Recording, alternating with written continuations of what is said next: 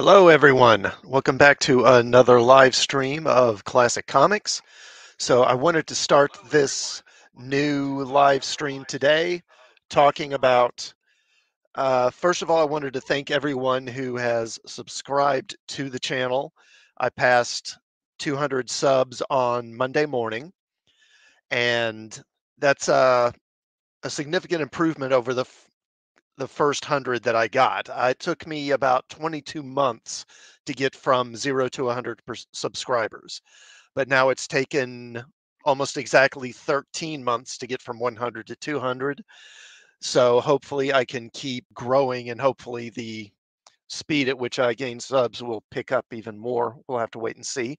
But the main thing I wanted to do with this live stream was talk about a recent study that has made some headlines here. There was a site called fandom.com, and they did a survey in which they take an accounting of different fans' level of continuing interest. Here we go. This is from Variety.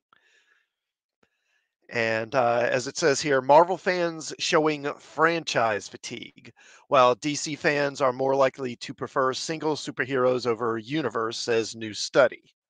Now, as it says here, over one-third of Marvel fans feel fatigued from the constant stream of content served in theaters and on Disney Plus this year, according to a new study released on Thursday by the fan platform Fandom.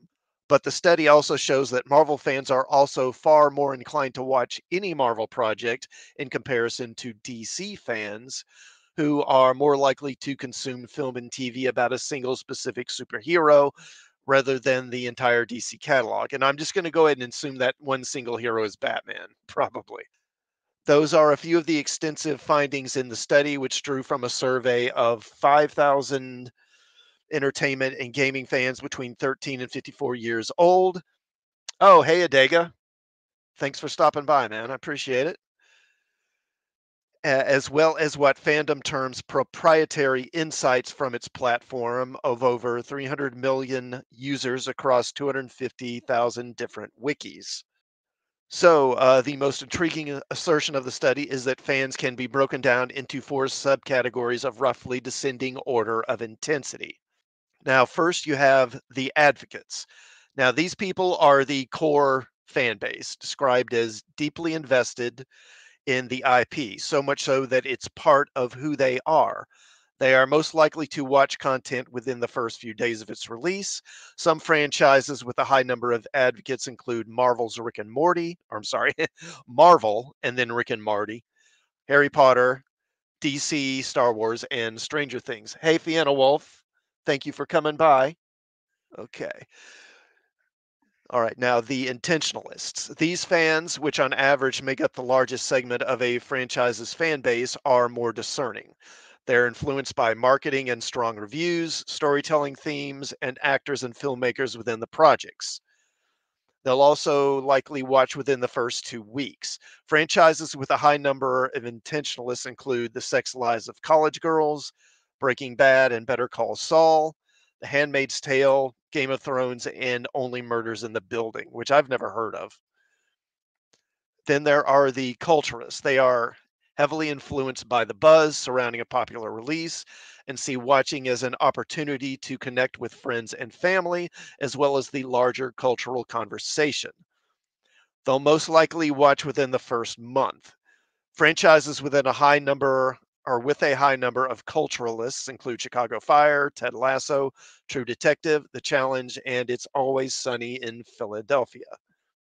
And then we have the flirts. As the name implies, these are the dabblers who are most interested in entertainment they can come in and out of, and will allow them to find common ground with others around them. They'll most likely watch when they have the time. Franchises with a large number of flirts include a number of legacy shows like The Office, Gilmore Girls, South Park, and Friends, as well as reality shows like The Bachelor and Real Housewives. The words fan and superfan are used constantly to describe consumers of entertainment, but those terms are too generic for today's entertainment world. Fandoms are more complex, says Fandom's CMO Stephanie Freed in a statement. Understanding the layers of fan identity and authentically connecting with them at the right time and right place will be key for marketers looking to maximize success across streaming, theatrical, and video game releases. Okay, so just as a question, so for Dega and Fiona, what would you describe yourself as among these? Like as advocates, intentionalists, culturalists, flirts, which would you think you fall into? I'd say I'd probably be an advocate. Um, Although I may be falling into more of an intentionalist category just because I'm so disenchanted with so much of the stuff that's being made today. The Dead to Go Away camp. Yeah, I mean, I don't think they're going to go away, but yeah, they're definitely. I don't know. It's like they just want to self-destruct. They're definitely not going to be thriving or growing much in the future, I don't think. All right, now having more advocates and intentionalists in a fandom, as Marvel with 66% does over DC with 61%, can be an advantage for a franchise. But it's not quite that cut and dried. According to Fandom's study, 81% of Marvel fans would watch anything released in the franchise, while 67% of DC fans would do the same. Adega, you're somewhere between culturalist and enthusiast. Okay.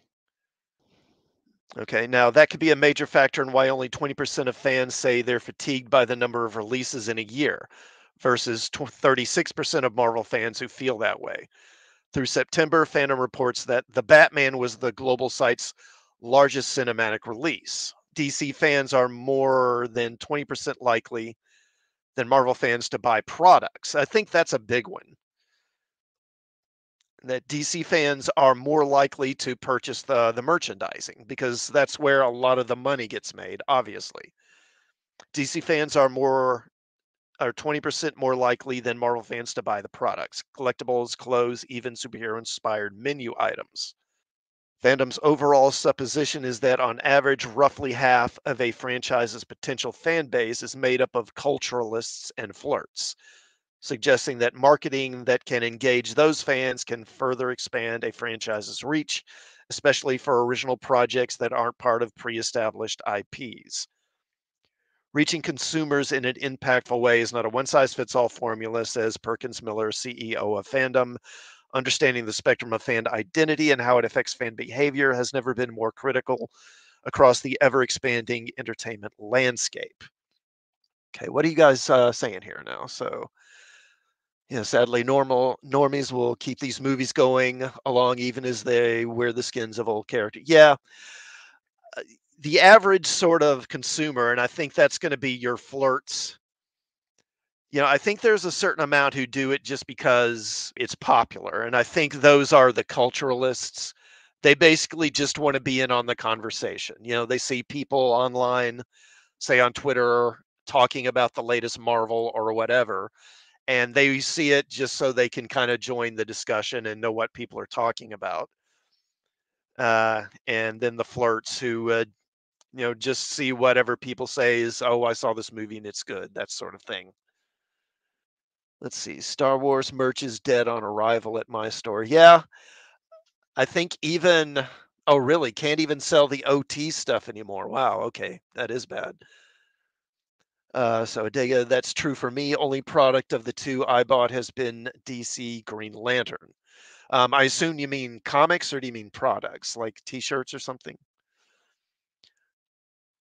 I bought the old animated JLA run from a Goodwill storefront DVD. You mean the Justice League series, I guess, not the movies, because yeah, I've got the whole JLA cartoon on DVD. It's really good. I'm honest, when I at flirt level with a setting like Warhammer 40K, wanted to see why people thought they needed female space marines. I've never played Warhammer 40K. I Back in like the late 80s, early 90s, I played the old Warhammer tabletop RPG a couple of times, and I liked it. I thought it was good, but I just like I already played D&D, why do I need it? So I've never played Warhammer 40K. but I know it's really popular. Adega. So Rings an Old graphic novel collection. Oh, okay. Okay. Yeah, JLA Unlimited. All right.